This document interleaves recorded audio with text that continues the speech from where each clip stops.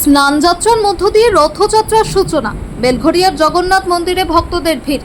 আগামী 16 জুলাই বৃহস্পতিবার অনুষ্ঠিত হবে রথযাত্রা। তার আগে প্রথা অনুযায়ী পালিত হলো স্নানযাত্রা। স্নানযাত্রার প্রস্তুতি হিসেবে আগের দিন অনুষ্ঠিত হয় কলস যাত্রা। ভক্তরা গঙ্গা থেকে কলসিতে করে পবিত্র জল সংগ্রহ করে মন্দিরে নিয়ে আসেন। আজ সেই গঙ্গা জল দিয়ে জগন্নাথ, বলরাম এবং সুভদ্রাকে স্নান করানো হয়। মন্দির কর্তৃপক্ষের মতে মোট 108টি ঘটের জলের সঙ্গে প্রায় 50 ধরনের পবিত্র উপকরণ মিশিয়ে শাস্ত্রবিধি মেনে দেবতাদের মহাস্নান সম্পন্ন হয়। বৈষ্ণব ধর্মীয় বিশ্বাস অনুযায়ী এই স্নানের পর জগন্নাথ, বলরাম ও সুভদ্রা দেবী অনবাসর বা অসুস্থতার সময়ে প্রবেশ করেন। পরবর্তী 15 দিন তারা ভক্তদের দর্শন দেন না। এই সময় শুধুমাত্র বিশেষ সেবা পুজো চলে।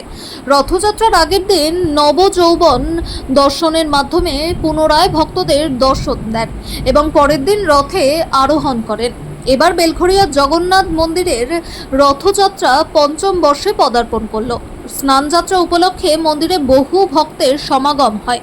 অনুষ্ঠানে উপস্থিত ছিলেন বিজেপি নেত্রী লকেট চট্টোপাধ্যায়, কামারহাটি পৌরসভার জনপ্রতিনিধি সুশান্ত চ্যাটার্জি, সমীরণ দাস এবং সৌমিত্র প্রতিদ্বন্দ্ব সহ অন্যান্য বিশিষ্ট ব্যক্তিরা।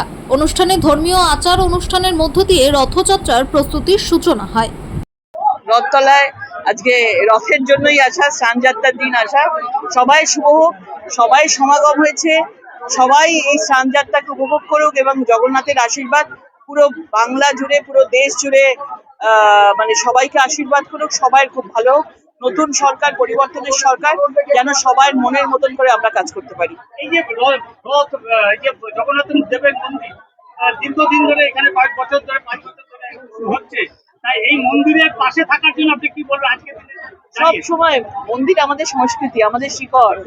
আমরা বাংলা কেন, বিভিন্ন জায়গায় মন্দির সংস্কৃতি, মন্দিরের সাথে সব সময় আছি। আমাদের সনাতনী নিজেদের শিকড় কখনো কেউ বলতে পারে না। যে কোনো জায়গায় জাতি, ধর্ম, বর্ণ নির্বিশেষে সবাইয়ের সঙ্গে আমরা আছি, আমাদের সংস্কৃতির সঙ্গে আমরা আছি। শেষ যেটা বলবো যে আজকের দিনে দাঁড়িয়ে মানুষের জন্য কি বার্তা দেবেন? মানুষের স্বপ্ন পূরণ করতে মানুষ আমাদের আশীর্বাদ করেছে এবং এই স্নানযাত্রা দিয়ে শুরু হলো জগন্নাথ দেবের রথযাত্রার উৎসব এবং মানুষরা আশীর্বাদ করেছে। এবার আমাদের দায়িত্ব মানুষের ইচ্ছাকে পূরণ করা, এটাই।